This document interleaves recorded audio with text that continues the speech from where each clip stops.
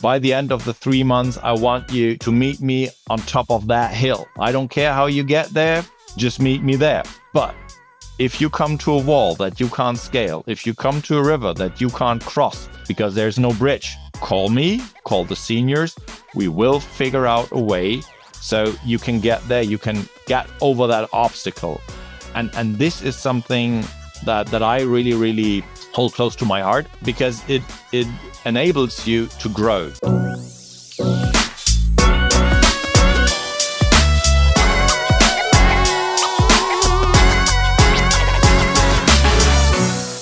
In this episode of the Identity Heroes videocast, we're joined by Sebastian Rohr of Umbrella Associates in Germany, who's also more commonly referred to as the IdentiBeer Guy. Sebastian shares how important networking is in the identity space, and not just technical communications, but true person-to-person conversations. How much he is a proponent of always asking questions so that you're always learning from others, and really how we come together as a community and make ourselves bigger by joining together to do this in identity as one team. Let's go ahead and listen to our conversation with Sebastian now.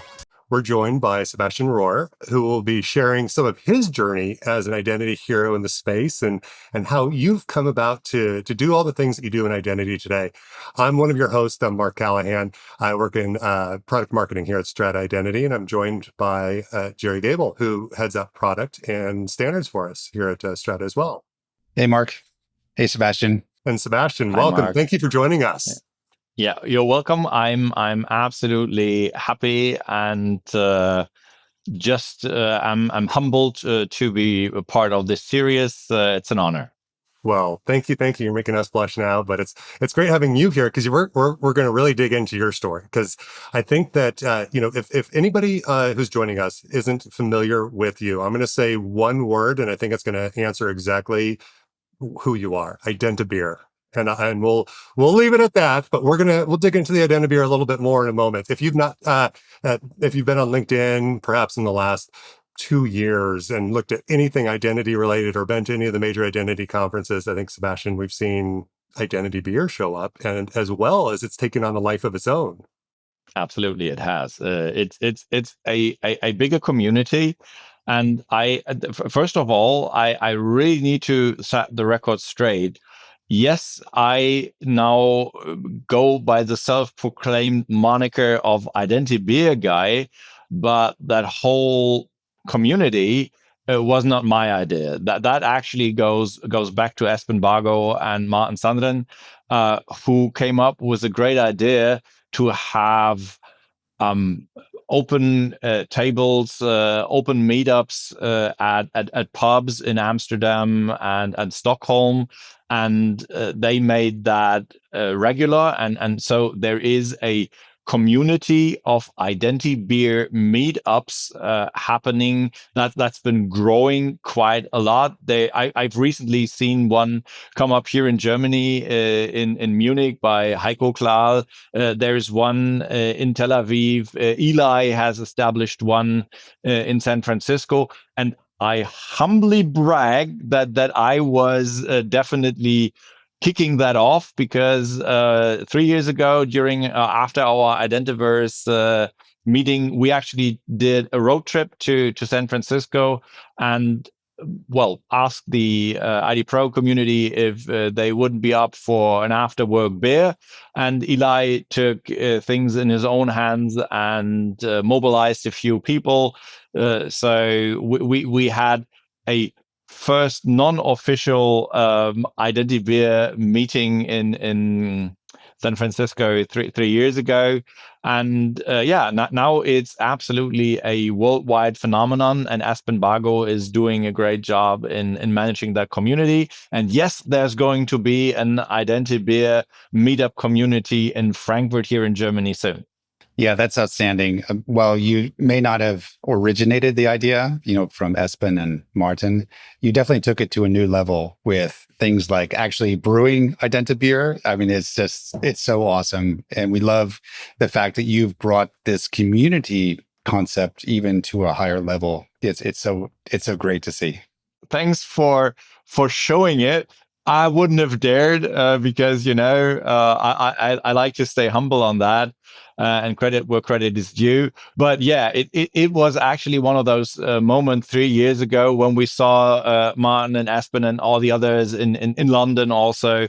Yeah, IdentiBeer meetups, and I said, damn, I'm a German. We sort of live beer.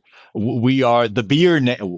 We are one of the nations that consider themselves beer nations, aside from Ghana, aside from the Czech Republic. So I went out.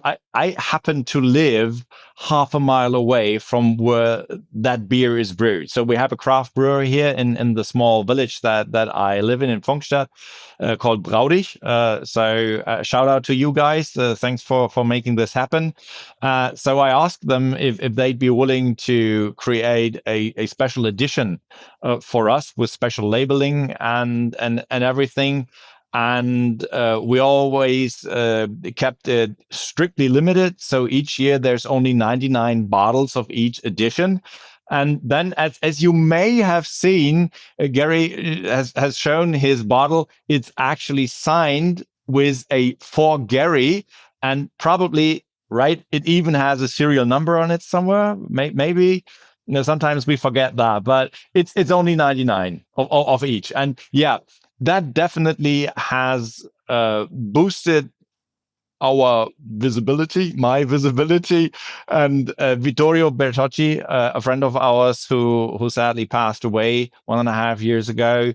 Um, he put it quite nicely during EIC 2.5 years ago, where he said, "Nice marketing stunt by Sebastian." But they all picked it up. They all posted pictures of their IdentiBeer bottles signed at nice locations. So yeah, I'm just thankful, and I try to get as much feedback from the community and grow that community with those efforts. It's definitely a little bit self-serving, but I am just a community guy. I do know that I wouldn't be where I am if it wasn't for people like Gary, you, Mark, and Eve Mailer and Vittorio, and all the others, because we're learning so much from each other, and I just like to share that knowledge, and I know that community is pivotal for that.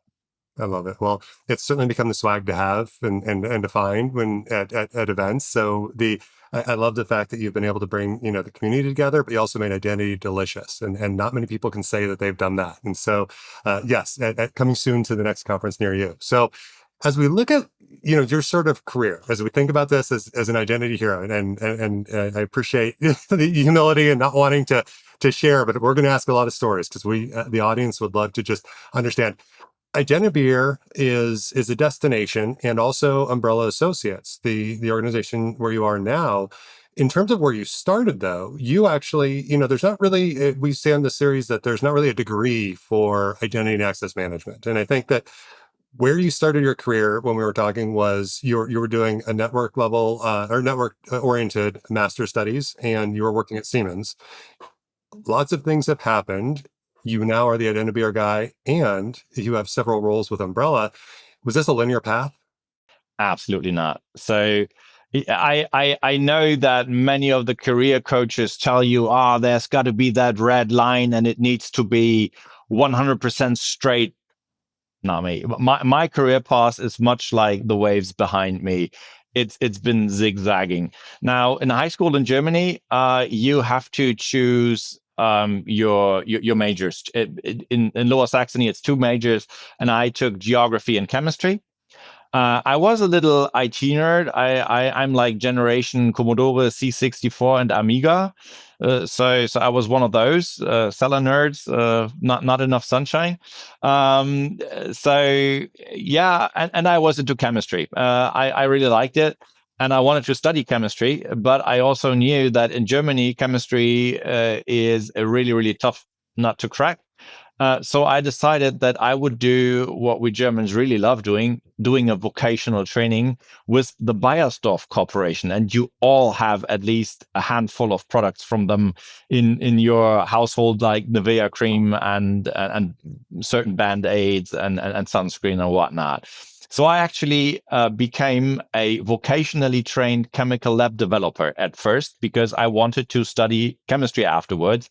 But during my vocational training, I figured that the whole development network was run by Token Ring, and that they were using FoxPro databases, and all of my people that were there to teach me chemistry, they actually had a lot to learn from me with regard to IT. And I sort of got the honorary badge of assistant admin because that whole development network was run by one single guy, Bela Bartosz. I don't know if you're listening to that. You are the start of that career.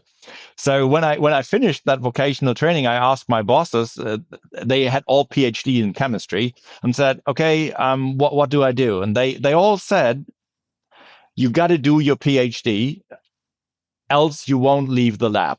You would hardly make it to lab manager if you don't get your PhD." And in Germany, that's like 5 years to get your master's and another 5 years to get your PhD. And I calculated and said, then I'm 31 when I earn money. Said, no way, dude. So I actually studied management and engineering, which is a subject that sort of is 60% economics and 60% engineering jack of all trades thingy, because my cousin had just finished that studies. And during that studies, I again got really lucky that one of my friends, network community, said, "Oh, the Siemens Corporation, they are looking for a new part-time working student in the networking services department. You're a networking guy. I always see you talking about doing network LAN parties, and you could go there." And so I went there, and despite not being a network management engineering student, but management and engineering, so something like really far off, they hired me. And suddenly I was sitting in between all of those networking gurus, with Novell Network and the beginnings of AD. And I had to learn the ISO OC model from scratch. And that was definitely that tipping point. From there on, it was all downhill.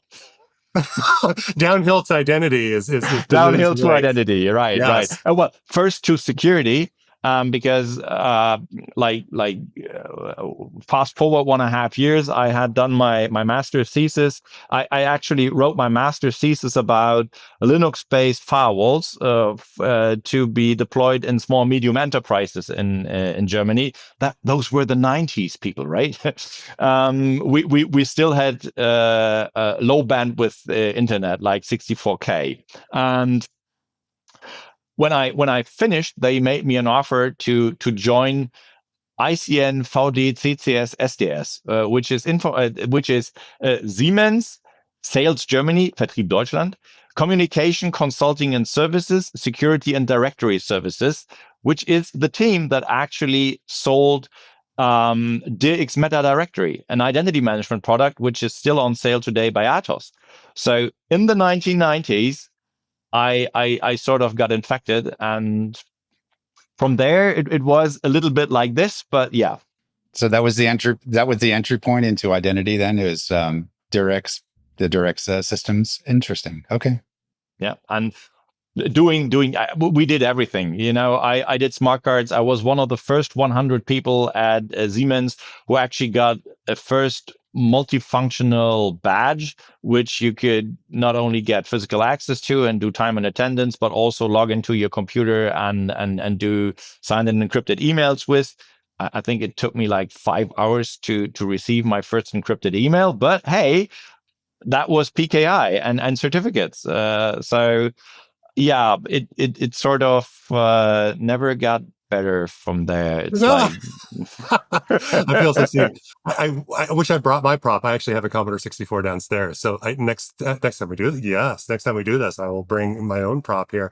So this has taken you, as you said, you've been all over. Folks are welcome to take a look at LinkedIn and see how you've come to be where you are at Umbrella Associates and now. Thinking back, we jokingly again said that there's no college degree for identity and access management. But if you were to actually set a course of study and actually create one that would be the master's level IAM coursework, what sort of things might we stitch into the curriculum today as people are thinking about how they would get there? Well, I think I'm going to repeat myself. It's networking, networking, and networking. It's networking to the power of three. First of all, I really do not understand how kids these days get their college degree, their master's, their bachelor's, and don't in computer science and are not able to explain to me how that little device actually shows you the NFL scores, right? What's DHCP? What is DNS, right? And why do all the old folks always say it's DNS, right? They can't tell you. They don't even seem to know what an IP address is. And that I think is an issue The that we're communication that is, I think, Jerry, you and I were talking a little bit about this too. So, personally, I had a circuitous route myself. I was a med school dropout who got all the way there and was like, oh my gosh, I don't want to be here, but realized they couldn't, also the communication aspect of how doctors are working with their patients, and realized I wanted to switch and sell technology stories and help explain how things work, which is, really so critical. And it is missing, I think, today to a degree, because there's so much of what we do in identity that impacts non-technical teams. And so we have to be able to tell that story and the value across the organization if we're going to make a business case for identity. Would you agree? Yeah, I think Sebastian made a couple of interesting points there. One is, I may have a degree in comp sci or something, but do I really know the basics, the fundamentals? And because that's so valuable, because you need those fundamentals to do more advanced things, or to do problem determination for sure. When you run into issues with your code, trying to figure out what's going on, you need a broader spectrum of understanding of the whole stack, or as much of the computing stack as possible. But Sebastian, the other thing you mentioned though was around networking, and you mean networking as far as making relationships with others, within the company you're working for or outside of the company. I think that is so imperative for a long and satisfying career path, because what I tell people on occasion is that you should strive to get to a point where you don't need your CV to get to your next job. But that you get your next job through your network of relationships. That's it. yeah. Yeah. And then your CV becomes an afterthought, right? You've got the position and the new company's like, oh, we already hired you, but now we actually, just for HR purposes, still need a CV. Can you give us an updated one? But it wasn't your path in. It was who you knew and how you knew them that got you your next opportunity. Yeah, that's absolutely true. I can only reinforce that by this is all about storytelling and stuff like anecdotal evidence, and so there. When we fast forward from the Siemens days to like 2007, I was the chief security advisor of the Microsoft Corporation for the German-speaking markets back then, and a mishap was up. None of the people who were in my hiring process were in my line of management when I joined. They were all gone. The whole German organization had like been turned on its head, and I as with the title chief security advisor, had to report into the business marketing officer, BMO. Right. And security was that. You report to me, you do marketing, and that was 2007, right? It's a time where Vista came out, and people were not really loving Microsoft. So my job doing security at Microsoft and telling people that, yeah, it's good to use Microsoft Secure, and you can also use security products from Microsoft. And that job was hard on its own out there in the market, but actually my own boss didn't understand what my job function was, because he was brand new, and we didn't get along so well. So that ended up being a very, very, very short job for me, and I got fired. No. Like, Oh my. No. it's like, what? Right? So yeah. Well, but I didn't get fired. They didn't let me survive the probation period, like the that thing. So You are in marketing. You do have an angle there. Yes. they let me go, and that was like devastating. So me, of all the people, I had technical engineers at Microsoft Germany come to me and ask me how I was able to write a chapter in a book on trusted computing that got academic level explanations of BitLocker published while I was there. And they never had a chance to understand it. They didn't find anyone explaining it to them. But the point with that networking component of my CSA job was that I was not reporting into the German organization, but that Scott Charney, vice president of the Trustworthy Computing Group in Redmond, was sort of my boss. And so I was going to Redmond quite regularly, and my German manager, never. I think he was a little jealous that I regularly had to fly to Washington and interact with the mothership. And I got insights. I got shown around all the security executives at the Microsoft corporation building networks. I learned the hard way that building a network is super important. Unfortunately, that has a downside, because I was in the US so often. I never had a chance to build a network inside the Microsoft Germany organization. And so when they decided that I'm not fit for that job in that organization, I really struggled and tried hard to leverage my network and find another position inside the organization, but it was all blocked. They really got me cornered. But today I say, if that wouldn't have happened, I wouldn't have had the idea to run my own company, or at least not at that point in time. So today, Andy, if you're out there, thanks for firing me. I appreciate it.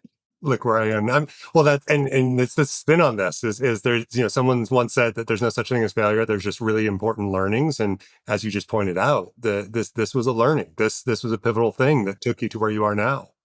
Absolutely. Very interesting. And it should not be a career stopper, right? It's just, you pull back, reassess, and continue on from there and learn from it. Yeah. I must admit, apologies, Mark. I must admit that the organization was really friendly. So they actually gave me an outplacement agency support. And Uta, if you're out there and seeing this, yes, I made it, sort of. So I really had a good coach. Uta really helped me reflect on where I was, how I got there. And we did very, very nice analysis, almost psychological. So she made me think about when I felt best in my job, and really, really dissecting it, like peeling onion layer by layer. And I found out that my time at CA, Armin, if you're out there, my former boss, thanks again. Because he actually told me to try and think like an entrepreneur inside, like an intrapreneur inside the organization. And whoever worked for CA, that's a Shark Tank. So you got to know what you're doing, and that was really, really, really important, because he let me do what I wanted to do, and he just said, that's the target, that's the hill I want you to climb, and I don't care how you get there. It's management by objectives and management by exceptions. And I really love that. And I practice that today with all of my juniors, with all of my new hires. I just tell them, okay, by the end of the 3 months, I want you to meet me on top of that hill. I don't care how you get there, just meet me there. But if you come to a wall that you can't scale, if you come to a river that you can't cross because there's no bridge, call me, call the seniors.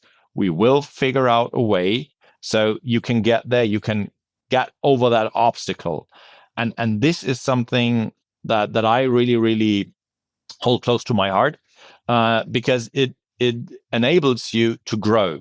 I grew so much with that little supervision that my coach said, "Oh well, probably the opportunity to go solo to build your own company might be a viable option." And here I am.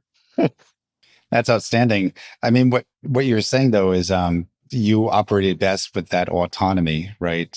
Without being micromanaged. And that's your philosophy now. I mean, that doesn't fit everyone, but for the person that is independent and can work on their own, that's a great environment for them to be in. And I heard you use the word coach several times, and I might interject or change that with mentor. I think, as anyone who's met you and is there learning and hearing on this, even in this episode, no one's going to say that you're necessarily a wallflower, that you aren't going to go do things and make your voice heard. Any advice for somebody who's in the industry and doesn't have the direct access to the mentors and individuals that you mentioned here that you had by virtue of they were your managers? Any thoughts on how they might find mentors in the industry themselves? It all starts with getting out of your shell, like the hermit crab. You got to get out of that shell. Many people in our industry, and I don't mean it in that small identity management community, but security and IT in general, many of our fellows are more introverts. They are not the ones to go out on stage and say, "Hi, I'm Iron Man," right? It's like they are more, reluctant to expose themselves. But you have to overcome that just a tiny little bit, and it doesn't need to be a stage, but there's some urban legend. If you really want to have a technology problem solved in our industry, go to a forum, post your problem statement, then create another account, log back in, and comment with a wrong answer. And the feedback will overwhelm you, right? Because if you just post the question, no one's going to answer. But if you post the question and the wrong answer, everybody is out there to slam you, and that's wrong. You have to do it like this. You get just great explanations that way. It's like tricking the system. Put yourself out there. Contribute to some sort of open source project. Do some commits if you're really technical, right? Grab one of those tasks in the open source community and commit and see what happens, right? This is one thing. Go to meetups like the IdentiBeer meetups. Be seen. Well, one thing about that management by objectives, management by exception approach is it requires the employee, the mentee, to actually raise their hand and say, "Houston, I have a problem," and you have to bring up that little extra amount of energy to come across that little hill and put your hand up and say, I'm looking for advice. I'm looking for help here. You got to put yourself out there a little bit. You got to stick your nose out a little bit. Another story, I've seen a high school student here from Germany, from the Frankfurt area, 15 years old, registers on LinkedIn and posts on LinkedIn. Nice photo to it, not overdone, just really colloquial, and asks, "Listen, this is me. I am interested in this. I need an internship for a year because I want to do this and this, and it requires 1 year of internship. Is LinkedIn a place for a student like me with 15-year-olds to get some response? That guy was going viral, right? Everybody was like, wow, cool. Now I got confidence that the younger generation is actually up to something. And they were cheering him on. He was swamped in internship offers in a matter of 2 or 3 days. Just get out of your hermit crab shell, put yourself out there, ask for help. There is people out there who like to help you. I love that. And even just hearing Jerry, you and I mean, so Jerry and I have a relationship that he's probably going to chuckle at this a little bit. There was a real problem that I had personally, which was not looking at this as like a fault of not knowing everything and not having the answers, and actually trying to reframe it as curious. And I think that that's one of the things that helped me most in even as I got higher and higher in my career is never stop asking questions from other people. It's not a fault that you don't know everything. It's a curiosity of wanting to understand more, or if it's a different perspective. And I think, Jerry, you've been phenomenal in helping me learn that as well. And I love hearing that story, Sebastian. Yeah, I think Sebastian makes some great suggestions there. I mean, particularly getting outside of your normal routine, right? Getting outside of your shell there. And there's so many different ways that it is possible today, especially with social media, like the LinkedIn example. There's the ID Pro community that we're all part of. That's another.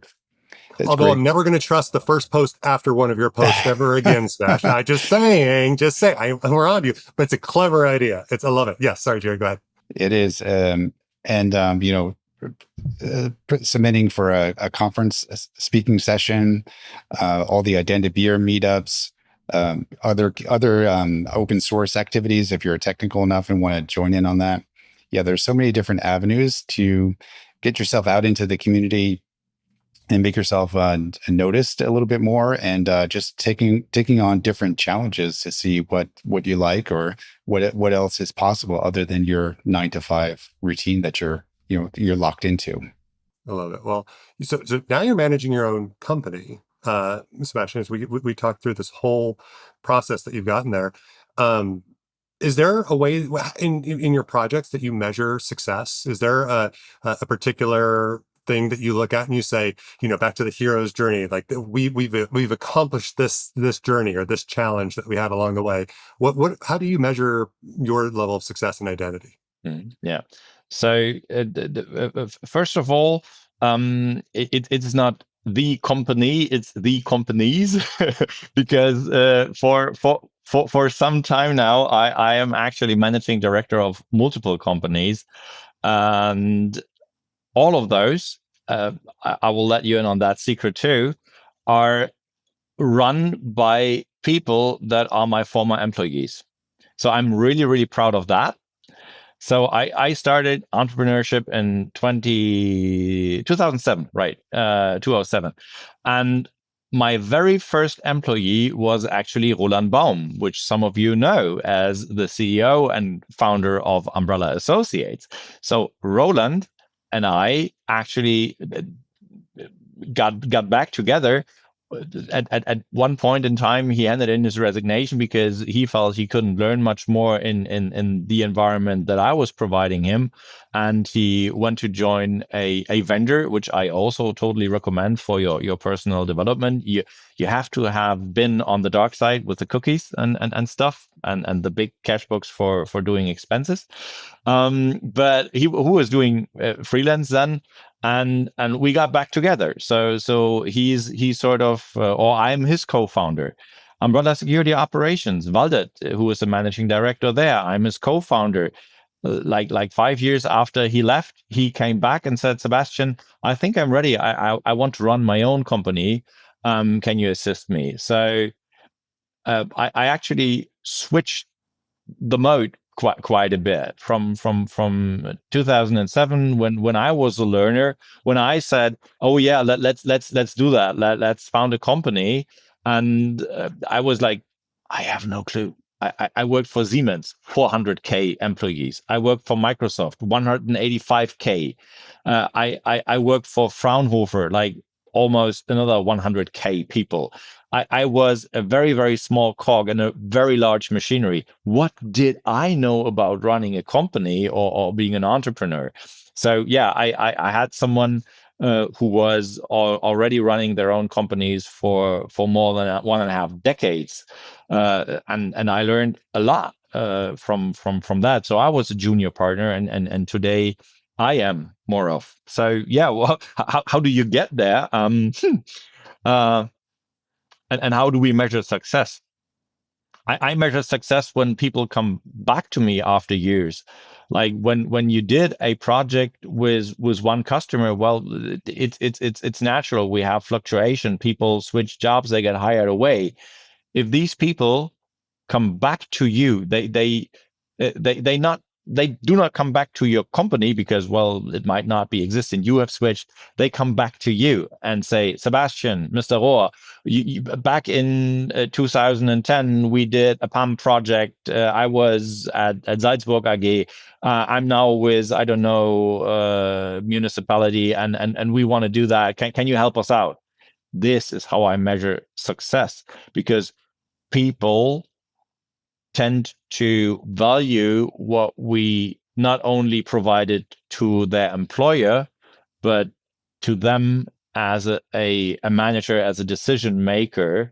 And we made them happy because the project was well executed. We reached the value add that we proposed to come from those projects. And if these people years later come back and say, yeah, Sebastian, can we do that? Can we repeat that?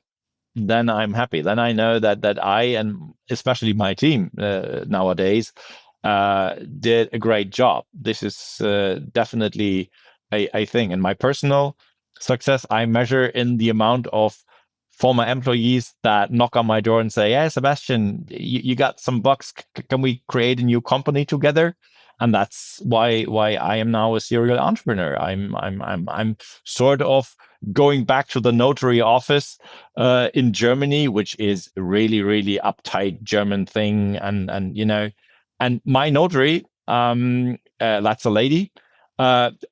We don't shake hands. We give each other a hug and go by the first name, which in Germany with notaries is like, you can't do that, right?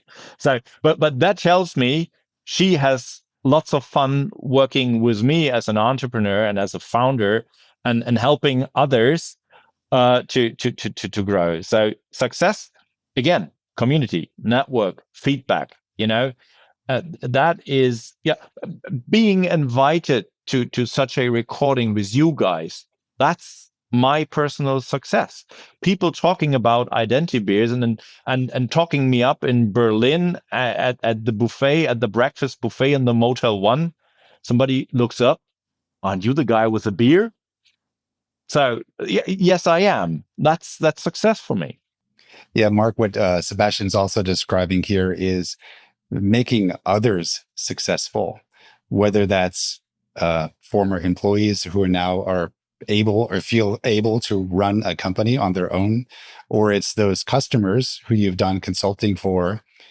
If they're coming back to you, then that means you made them successful in that previous role.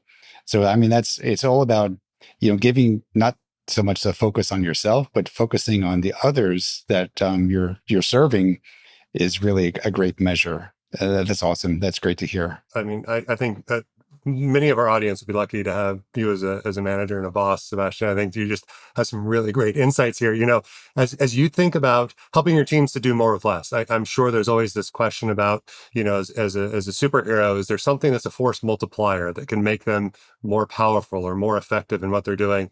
Any advice for our audiences, in their own organizations, maybe budgets are tight and they've got a really small team, but you've obviously had a lot of success building out teams and organizations. Any advice for how to do more with less, and especially in IAM? Mm-hmm. Yeah. So the media are full of that trope that we have a lack of talent and there is so many open positions and so few people that are actually capable of doing that. give those people education, grant them access to trainings, build them up. That's one way of, as a manager, viewing your subordinates is like they were lemons or oranges, so you can squeeze the last drop of juice out of them just for the stakeholder value. Yes, you can do that, but I'm pretty sure that's not going to work. I rather tend to see people that work with me. First, very important delimiter: people don't work for me; they always work with me. I never talk about my team or my insubordinates or my min. Yes, I do call them minions. Yes, I do, but that's a different story. They are always my coworkers, my fellows. It's like umbrella associates. There is a meaning in the name of that company. I don't have people working for me. They work with me.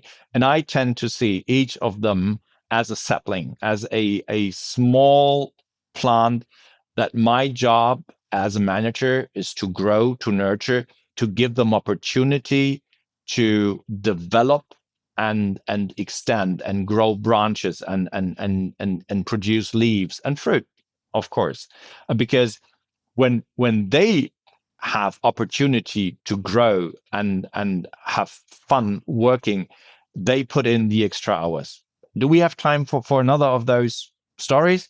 Because my daughter is now 14. When she was like 4 or 5, I know that I forgot something in the office on Good Friday, and I had to go to the office on Easter Monday, which is a public holiday here in Germany. And my daughter said, "Oh, you're going to the office, Dad. Can I come with you? I want to see your office.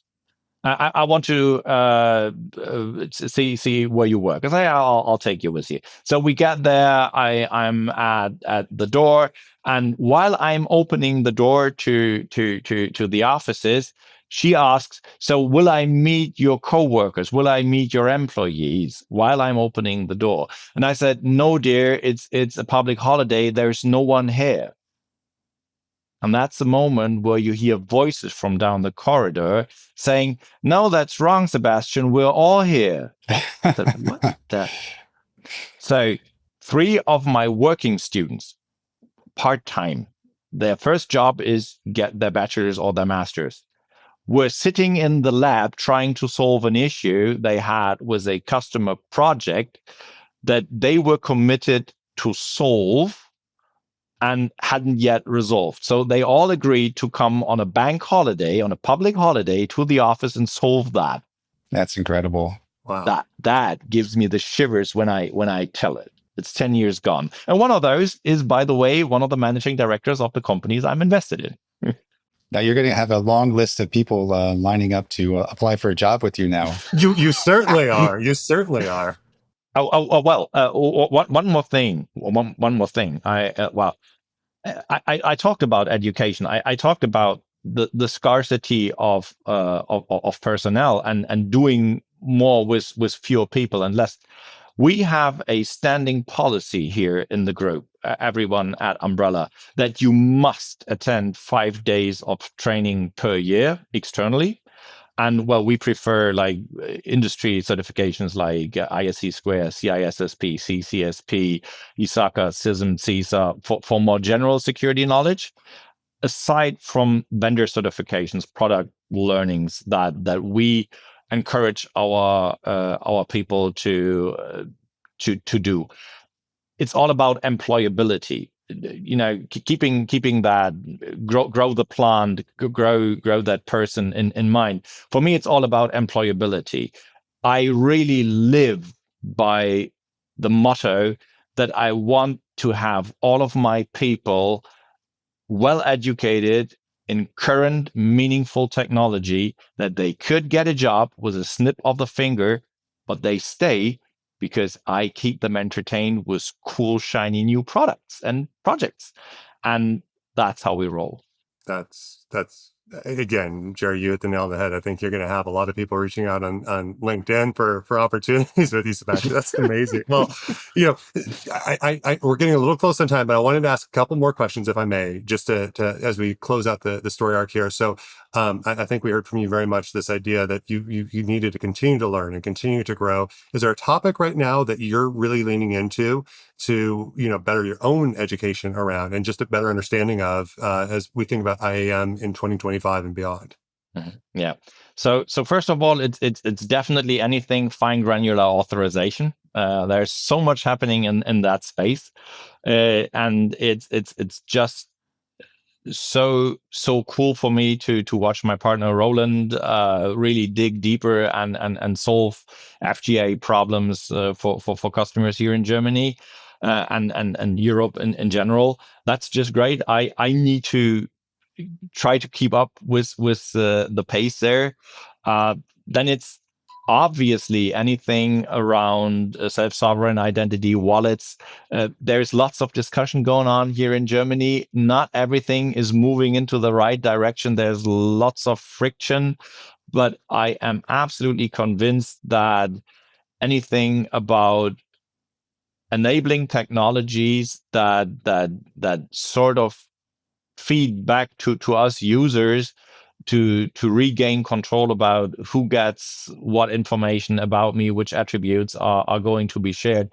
This is really important. And also identity verification and validation. I'm a big fan of that LinkedIn functionality where it says, oh yeah, this is a verified person, because just this week I posted about the pig butchering scams, which always seem to start with fake identities, chatting people up on dating apps, on LinkedIn. I get so many connection requests from beautiful young women from Southeast Asia or, I don't know, Latin America and elsewhere. And then right. And I dig deeper, and all of those accounts are fake. And it really scares me. So yeah, that is definitely a big thing. AI on the dark side of science. So the deep fakes and us identity folks trying to counter that and run behind those scammers who really have no boundaries whatsoever in deploying all that new technology for their malicious purposes, and us just trying to keep up, at least not losing sight of them running away from us. That is definitely things that I invest time in learning more about. And yeah, we will definitely see lots of our basic work in identity, in IGA, in PAM being made easier by AI. It's going to take some time. I don't trust any of the vendors' cool slides. I want to see those automated regroupings of roles by AI, and I want to see the functionality that they actually say, you haven't used that access in the last 6 months, Mark. We are pulling that root access from you. You can still request it with a 4i principle, but no more double click. So yeah, where is that? You've been promising that to me for quite some time. Where is it? I So want it. vendors take note. Don't have just the shiny demos that are controlled. You want to see everything underneath it and how it actually works. No, That's quite a list. That'll keep you busy for a while. And we must give a shout out to Roland Baum, who's been active on the AuthZen standardization efforts. So we love the contributions from Roland in that community for sure. Absolutely. Well, we're just about out of time, Sebastian. Looking ahead, where might folks engage with you? Where might they see you conference-wise or online? How might they make connections with you going forward and after this? People made fun of me aiming for the hat trick and never being able to achieve it, which would be speaking at EIC in Berlin, speaking at IdentiVerse in Las Vegas, and being at one of the Gartner identity management conferences. The latter won't happen, at least not within the next 9 months or so. But yes, I'll be at EIC, and I hope that I will see many of you during the conference, and also there is absolutely, again, on Monday night, our regular ID Pro beer meetup happening in Berlin. So that's the first opportunity to meet me in Berlin. We'll be in Las Vegas for Identiverse. We'll also attend one or the other conference here in Germany in the next few weeks. And yeah, well, join the ID Pro community is one of the expert advice I can give, because I keep repeating myself, standing on the shoulders of giants. I learned so much from just lurking in those Slack channels and reading, and people asking questions and other bright minds answering them. And I'm just like reading up on that just to keep track of everything. It's just great. So those are the events. And yes, you guys absolutely fostered the idea of doing a little bit more video. So we're planning. I'm not yet sure if it's actually going to happen, but doing a little bit of German speaking content videos on authorization with Roland. That is developing right now. So yeah, keep your eyes open on the usual social media sites and on the conference tabs. And I'm happy to meet you there. And you can always ask me if I still got one of those elusive IdentiBeer bottles with me. Ask. Network, keeping identity both fun and delicious. And that's amazing. Well, so we're at time. Anyone, this shoulders of giants and peers, Sebastian, who should we invite next? Who might we invite to the show? We always put you on the spot at the end and ask, who else should we have on Identity Heroes? Who comes to mind? I would definitely think that Eve always makes a great part of such interviews, because she is definitely a personality, and I highly appreciate her, and just being there, and for increasing the number of females in such events, because look at us, like three gray old men, like we need more women. So women engineers, women tech people, we are really, really an open and friendly community. Join us. We appreciate every gender and every type, anybody in our community. I mean, all the things. Yes. Right. So join us. Who else? I still do think that privilege access management is a thing. Maybe Mr. Pendergast or Mr. Fulbrook come to mind. Maury Haber, maybe from another vendor. Well, Martin Kuppinger, if he doesn't shy out. My friend Felix of Gartner fame. Aspen, Martin Sandren. Well, the usual suspects. Gustavo Gallardo, maybe. I think we've got Jerry a year ahead scheduled now with that list. Well, excellent suggestions. All of them. Well, Sebastian, thank you so much for joining us. This was a lot of fun. It was great hearing your story and understanding that we all take our own path to become where we are today. And I think there was a lot that you shared that our audience can learn from. Jerry, as always, thank you for joining me as we put on these series. It's been awesome. And Sebastian, you truly are an identity hero. So thank you so much for joining us. It's really been a pleasure. Now, in the last 30 seconds, you start bringing up and making me emotional. Thanks, gentlemen, for inviting me. I'm humbled. It's an honor. And I am really, really grateful to be part of that community and being invited and sharing my story here. Well, thank you. And thank you, our audience, for joining us. Please be sure to keep an eye out for the next episode, and we'll see you there. Thank you. Thanks, everyone.